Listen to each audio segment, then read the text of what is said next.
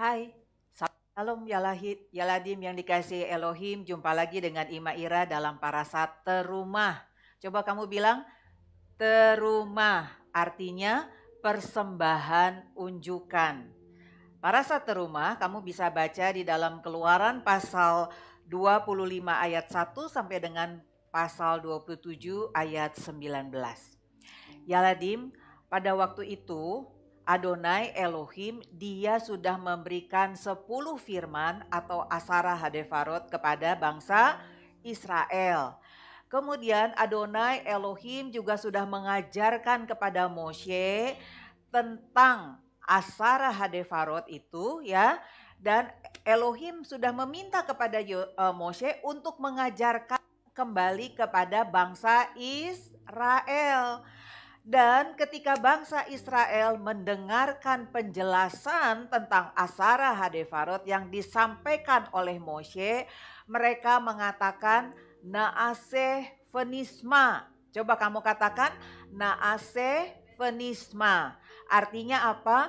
Firman-Mu itu akan kami lakukan dan kami dengarkan. Ya, ini satu hal yang luar biasa, satu pelajaran juga bagi kita ketika kita belajar firman Tuhan, ketika kita bertemu dengan perintah-perintah Tuhan, peraturan-peraturan Tuhan, maka sama seperti bangsa Israel yang mengatakan naaseh fenisma, kita juga harus mengatakan hal yang sama supaya berkat-berkat dari setiap perintah Tuhan itu bisa kita nikmati. Bukan hanya nanti di surga ketika kita sudah mati ya, tetapi pada waktu kita masih hidup di bumi. Kehidupan kamu akan diberkati, kamu akan tumbuh menjadi anak-anak kesukaan Tuhan dan juga anak-anak penghiburan bagi orang tua dan bagi semua orang dimanapun Tuhan menempatkan kamu. Ya, sebelum kita belajar lebih banyak lagi tentang parasat terumah, kita akan belajar huruf-huruf Ibrani dari parasat terumah. Coba kamu perhatikan gambar di sana, ya, di situ di atasnya ada huruf-huruf Ibrani. Terumah seperti Ima Ira katakan tadi adalah persembahan unjukan. Kamu perhatikan hurufnya di sana ada huruf apa? Taf, res, mem, faf, he. Taf, res, mem, faf, he. Dibaca terumah, artinya persembahan unjukan. Ya, di dalam parasat terumah ini kita akan belajar bagaimana Adonai Elohim dia meminta bangsa Israel untuk membuat sebuah rumah. Hah? Rumah? Rumah untuk siapa? Rumah untuk Adonai Elohim sendiri. Kenapa? Karena Adonai Elohim dia ingin tinggal bersama-sama dengan bangsa Israel. Wow, luar biasa sekali ya. Sekarang menurut kamu kira-kira Adonai Elohim ada tinggal bersama-sama dengan kita atau enggak? Iya, dia tinggal bersama-sama dengan kita. Tinggalnya di mana? Di dalam hati kita, ya.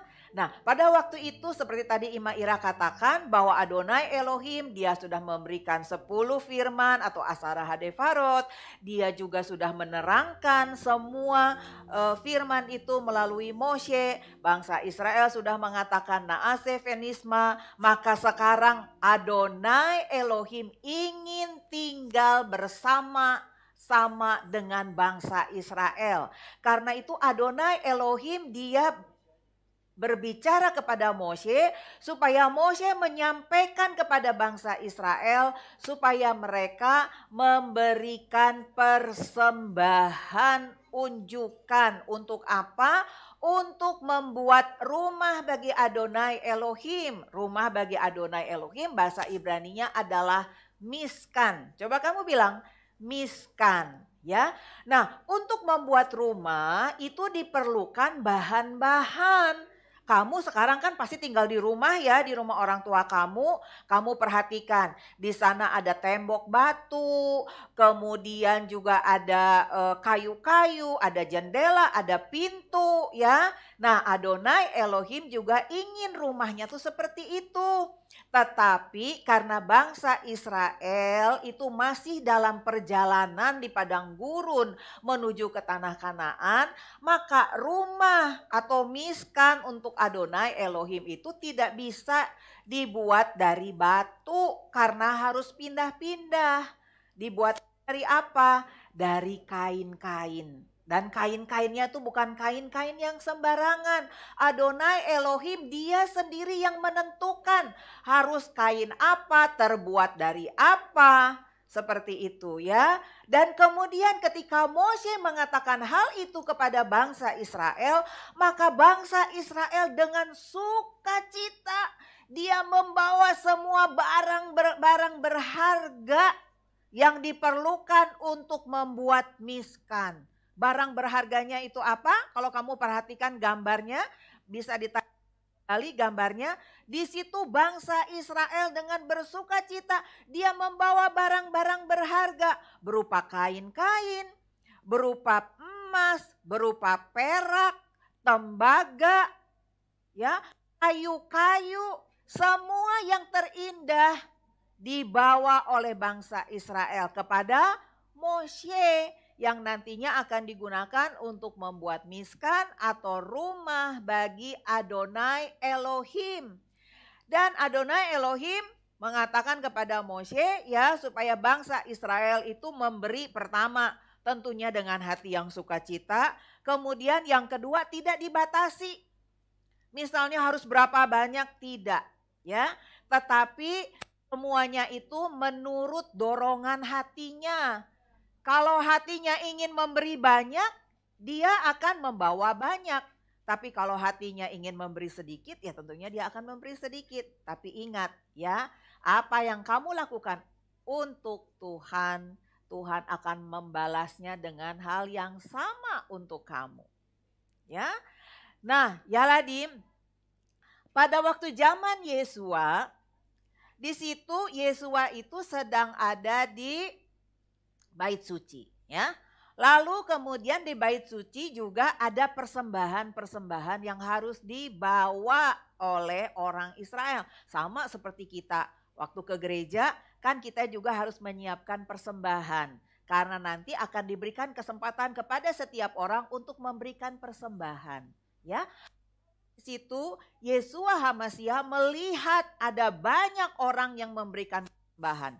Ada orang yang kaya, ada orang yang biasa-biasa saja, tapi yang luar biasa ya, waktu itu ada seorang janda miskin.